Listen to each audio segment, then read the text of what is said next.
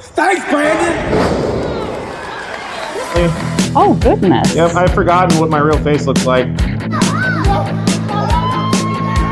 And scars though. He does. I was bleeding. Which, just like you, makes me an anomaly, an aberration.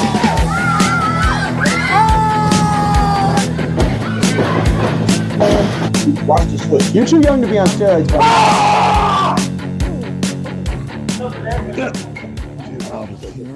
Everyday life, I deal with a lot of very angry people all the time at my full-time career. So. I used to do that. That's Aki. 20 out of 10 would not recommend. Right. But that's like, I still keep that same, level-headed response, always very level-headed. And sometimes that upsets them still. It does. I mean, sometimes you really cannot make people happy. Yeah. So you may as well just not get yourself all worked up, right? Yeah, there's no reason to. Right. It's just silly to let somebody else, get a negative emotional response out of you. Right. It's like I made that choice some years ago that I was just not going to allow somebody else to have control over how I'm going to respond. If that makes sense. No, it totally makes sense. It's something I still struggle with. I'm working on it. I'm getting better, but it's still a struggle. I bet. Every day. It's still a struggle sometimes for me, but it's something that I'm very dedicated to. I'm very devoted to continuous improvement and, all aspects of my life. So, that's just one thing that I've gotten a stronghold on. And, sometimes they do get the better of me. Sometimes they do, for the lack of a better term, piss me right the fuck off. but for the most part, if they get me to that point, I just, look at them. I'm like, you know what? I don't feel like I'm going to be able to make you happy today. So, I'm just going to go. I mean, that's all you can really do. Yeah. So, and that's some people are, some people might feel differently about it, but I'm not afraid to just walk away from a situation instead of allowing it to become more heated. So I like that. Mm-hmm. I wish more people would do that. Yeah. Fighting is so ridiculous. I mean, yeah, we're at a wrestling show. Okay, so it's real. They actually do real, acrobatics and stunts, and, it's fucking magical. I can barely walk in a straight fucking line. So I really enjoy watching it, but it's still, it's choreographed anger. It's it's not real. It's art just like anybody else's art form. It's I believe that art comes in many forms. I agree.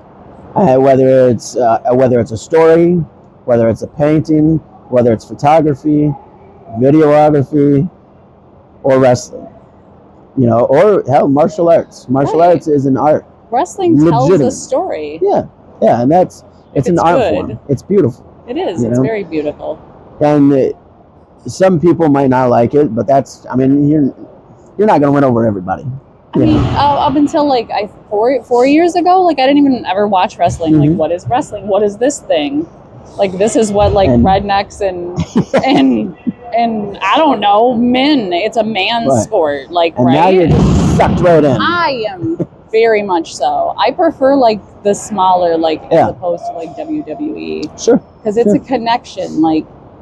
I like it because it's, and again, I know we've talked about this, but it's like being an extra on a movie. Yeah. The interaction between the wrestlers and the referees and it's just great. Right. Yeah. So. There's moments down in Detroit, the Detroit crowd didn't know what to do with me. Yeah, I know. Because there was I think it was one of Akira's very first matches in Michigan, and it was MM3, Malcolm Monroe the third, and it was at Horror Slam, I want to say. Oh, right? All right. And it was one of the few times that I worked with those guys. I'd love to go back. I'm always open to talking business, of course. That, Malcolm? But there was a point where Malcolm looked at me, where 3 looked at me, and he's like, "Shut up, Steven." Obviously not my name, but the whole crowd started chanting, "Shut up, Steven." you know, the whole 9 yards, and it was freaking hysterical. But I'm like, they're going, and I don't remember what they're doing, but I'm starting to count, and as I'm counting, I'm flipping the crowd off too. But that crowd never had, like, they've never had a ref like just go right back at them. And ever since then, I've been super connected with them. Like, no matter where I'm at down there, whether it's, you know, like, whether it's downriver, whether it's downtown, like, it don't matter. Like, I have a good connection with them. Yeah, they love you. But I sass back, so like they're a little mouthy down there. They like sass back on the east side. Absolutely. They like it. Yeah, and Chicago. I'm in my element. No, Chicago is fucking scary, man. Nah. People drive like they're crazy down 1,000 there. bazillion miles. Like, not the people is scared, like the town is, because you have to get around it somehow. It's very intimidating for some people. Ooh, yeah. I don't drive that fast. I can barely handle fucking Detroit area. Like, I get to 85, I'm like, oh my God, I'm going to die. Yeah. No, in Chicago, it's not bad. I let them be crazy. Okay. And I just respond accordingly. I make sure I'm paying attention to the GPS. If it tells me to get over, you know, like in 2 miles, take this exit, I'm getting the fuck over now. I'm not waiting. Get the fuck over now all the time, every time. So, like, I always pay attention for all that. But, like, reffing at Logan Square Auditorium has probably been the highlight for me as a ref. How often do you get to Chicago to ref? I used to all the time. Okay. My very last show down there was New Year's Eve this last year. Okay. And, you know, and it was my choice to kind of step away because, you know, like, yes, I was getting a lot of exposure down there. I was having a great time. And AAW treated me incredibly well. And so did the other zebras. Like, I learned a tremendous amount down there. All right. But I needed to focus more on me, focus more on my health again. You know, try to, like, just try to better myself. And I couldn't do that when I was always on the road every weekend. Well, no. You know, like, when you work a full-time job and you're on the road every weekend, it doesn't leave a whole lot of you time. So, no, it doesn't. So I needed to focus on me. So I stopped doing AAW. I talked with Danny Daniels. I just let him know, I'm like, look, like, I appreciate everything that you've done for me. Because, I mean, he let me work down there for 2 years. Pre-pandemic, I was already starting to go down there. Yeah. I was already starting to help out.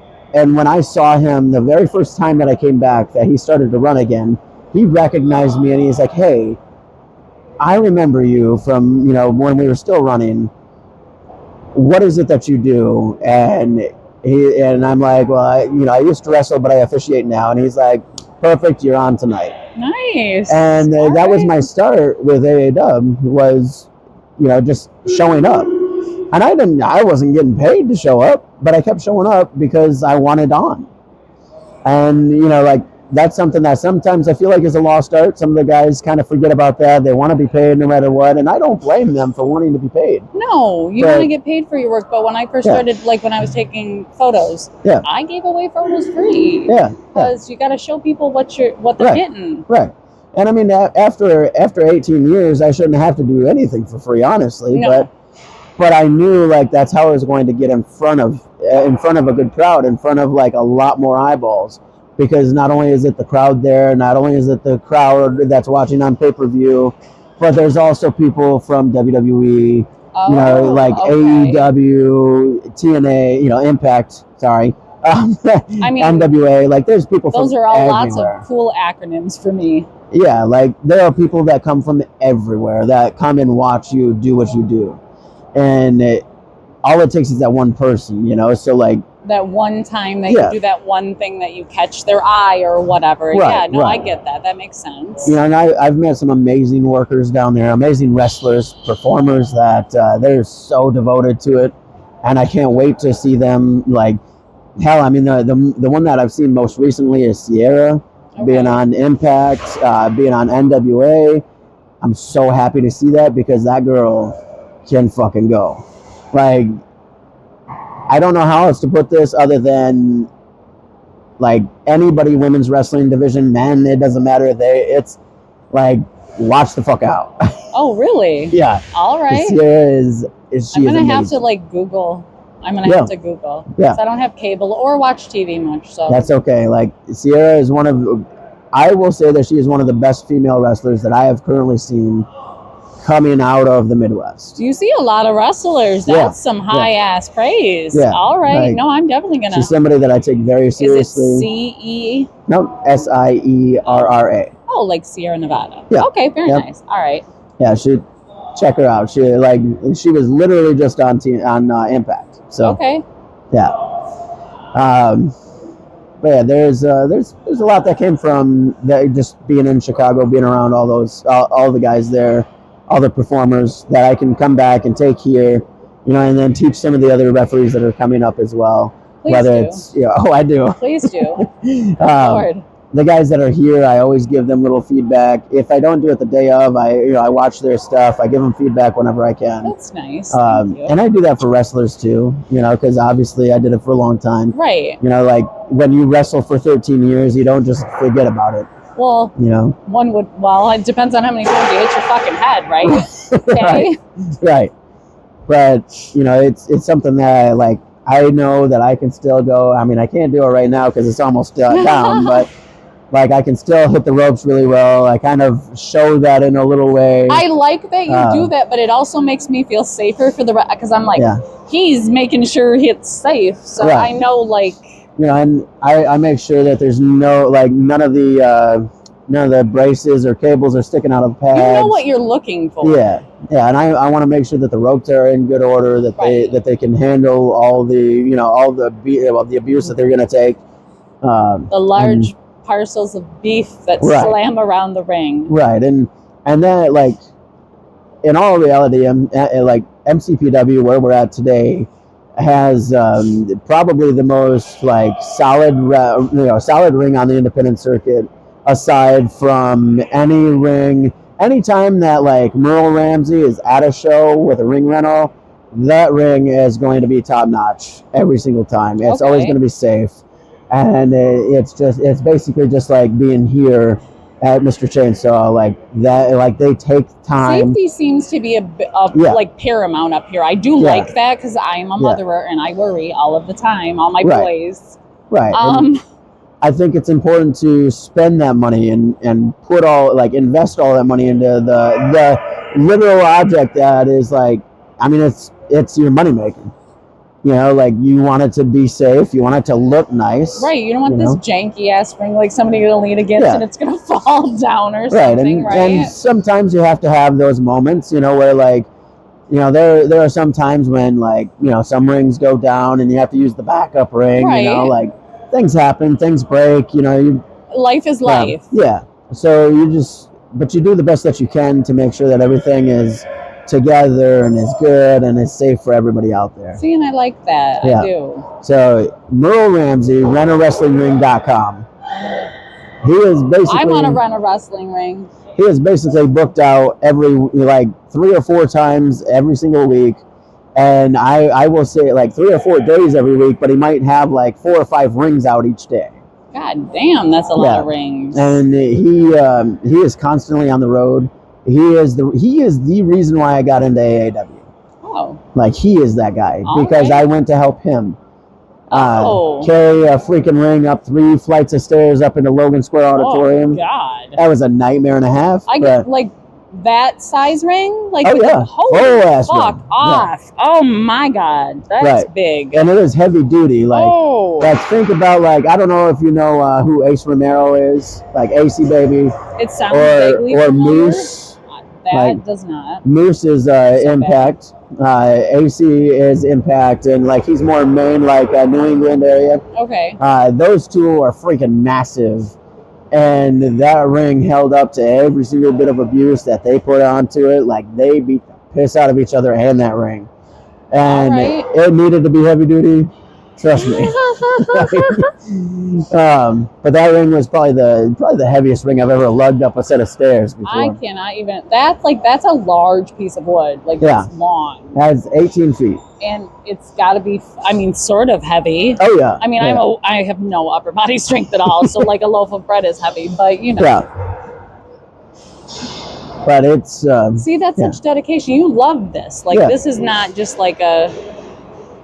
but it's not a hobby to me. I mean, yeah, I'm more like a weekend warrior per se, but realistically, wrestling doesn't pay my bills. Right. You know, it's something that I love to do. It's something that I'm very passionate about still. Something you're good I at. mean, thank you. Like, but now, like, not only have I been in, like, actively in wrestling for 20 years, but think about 3 years prior to that, you know, like, I started setting up and tearing down and just learning the ropes of it all. You know, so like 23 years around the business. That's so long. Yeah, that's a literal, like, that's a full-grown adult is a 23 year old. That's longer in years than KJ Reynolds is old right now. Oh God, he's such a baby. I always forget he's such a baby. Yeah, he's 20 or 21, something like that. God. Like, he's a young kid. But I mean, he could be younger. I don't remember. I think he's like 20, 19 or 20. He's a baby. Is he? Oh. Jesus, God, he's a baby. But the coolest part about that too is like with KJ remembers me from Pure Pro Wrestling when I was reffing there, and he was coming to shows, and he would help set up and tear down just like I did. I'll see. And like now he's like this little badass that's flying all over the place, and he's scary. Yeah. So I'm like, did he just? I just saw all of that. That was all real. Yeah. He's a sweetheart, and that definitely that kid's gonna go places as long as he can stay healthy. Yeah. Like, he's got to take care of himself. I get after him all the time about it. Like, what do you do? Do you go back there, like, in between your matches? Because you're here a whole show. Yeah. Everywhere you are, you're always there the whole show. That's right. Pretty much. Yep. So, like, what do? You go give them pep talks? Do you be like, go to the doctor, you stupid ass? Health is important. I mean, I try not to ever overstep. Okay. But if they're coming at me, you know, if from like a friendship spot or anything like that, I will always be straight up with them, and I'll always tell them, you know, a little bit of my story and why I'm where I am now. Like, yeah, it's good for all the boys, but like, it's not exactly where I wanted my career to end up at. It's not where I felt like I was ever going to be at. Right. But I'm grateful that I have this spot. Rather than nothing. Yeah. Rather than not being a part of it. Right. Rather than like I'm grateful that I still am able-bodied to be able to do it. You are, definitely. Yeah. Like, you wouldn't be able to do the up and down on the knees if you weren't able-bodied still. Right. And you know, sometimes I feel like I need to work a little bit harder outside of the ring, because, you know, like I just sometimes being in the ring with all those guys, it's hard to keep up with them. But like today, I felt like I was there for everything. I was always on the go. I made sure that I wasn't really standing still per se, and at any real moment. You were very active. Yeah. You were very active. But I another thing that I like I said, when I left AA when I stopped working down there, I wanted to make sure that I really focused on myself. And maybe I'm not losing weight per se. Like, I'm still, I'm legitimately 250 pounds right now. I'm a big ass boy. Just in a tiny package. But, like... Only 10 pounds heavier than I am. So, like, I made a lot of changes to my diet. Okay. Like, the only time that I eat like shit is out on days like this, where, we'll go to the Calho tonight. Yes. You know, shout out to the Calho for sponsoring Mr. Chainsaw. Stupid good. Yeah, so, but I stick to boneless wings or things like that. I mean, you could have worse. Oh yeah, I could absolutely have a bunch of deep fried shit. And weight does not always equate health. Right. Because you move around like a motherfucker. And in my everyday job, I have to have a DOT physical every couple of years. Oh, so you got to do the I do all of it. And all that turn your head and cough, the whole nine. The whole sports injury, sports stuff, all that. But and I legitimately just had one a couple days before the show. Oh, nice. Because it's time for me to renew.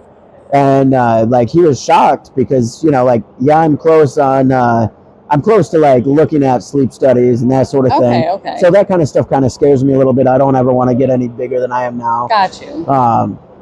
But he was like, dude, you're 120 over 80. That's really good. He's like, you're on point on all your vitals. You're killing it in that regard. But I believe that it's because I do intermittent fasting. I love that. I only eat, with the exception of days like this, I only eat 8 hours a day. Right. There's an 8-hour window for me, but I have to keep that window at least at that point because of everything that I'm doing. Well, you gotta, and I have to. I'm supposed to eat like little small meals. So, yeah, it's Aaron. I love him so much. Heyo. That's all right. We're gonna see the little cameo of the champ.